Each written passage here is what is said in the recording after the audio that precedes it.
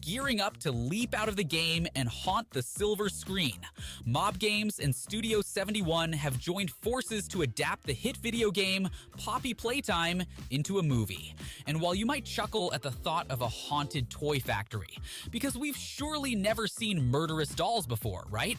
Well, think again, because the game is no child's play. Introduced to the gaming community in October 2021 by Mob Games, Poppy Playtime instantly became a sensation.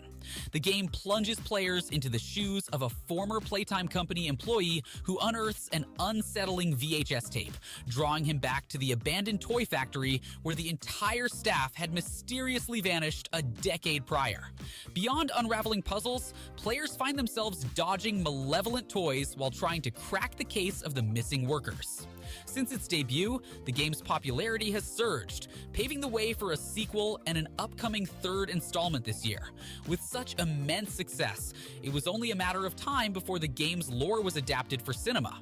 But the announcement of the movie has stirred mixed feelings among the fanbase, especially since the third chapter of the exploring potential plots for the Poppy Playtime movie adaptation.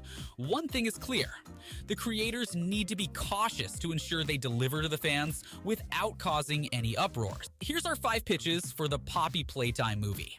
Kicking us off at number 5. Poppy's backstory. Poppy Playtime introduces us to the little doll Poppy. Hailed as the world's first intelligent doll, and the crowning achievement of the game's in-universe company Playtime Co., which was once the king of toys. But in the storyline of the game, the factory is left in a state of disrepair after all employees mysteriously disappeared without a trace.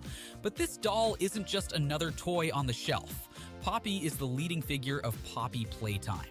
Remarkably, or creepily, however you want to describe it, she can converse just like a real person, even going so far as to call herself a real girl in the game's introduction, and not to forget her bloodshot human eyes that move as she looks directly at the player. But there's a catch. While she's the face of the title, her appearance in Chapter 1 is surprisingly limited. Speculation about her character is rife among players, with some theorizing her past is darker than initially thought. As players delve deeper into Poppy Playtime, scattered VHS tapes within the Playtime Company factory start to unveil snippets of its past. One particularly intriguing tape is labeled Stella Graber Interview. During its playback, Stella's voice can be heard as she begins yearning to stay youthful forever, and an image of a young person's hand flickers on the TV during this segment. While nothing is set in stone, there's rising speculation among players about a possible connection between Poppy and Stella. Some even theorize that Stella may have been transformed into Poppy by Playtime Co., resulting in the proclaimed world's first truly intelligent doll, showcased in the game's opening commercial. Adding to this mystery, Poppy's own declarations of being a real girl might hint at her awareness of this transformation.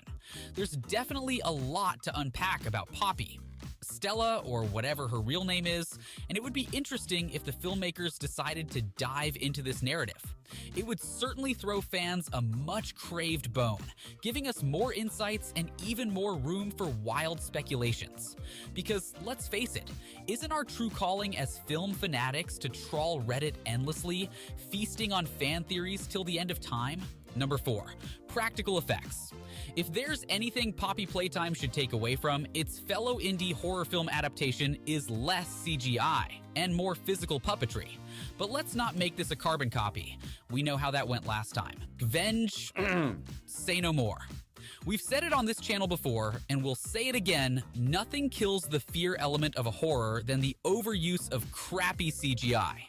We also said apart from Sharknado, and yes, we stand by that. If there's one thing we're really hoping Poppy Playtime does, is take the route of physical puppetry and animatronics. I mean, hey, why not get Jim Henson's Creature Shop on board? We're sure they've got a bit of free time after the past couple of years. And much like FNAF, Poppy Playtime is a franchise that has some creepy and interesting characters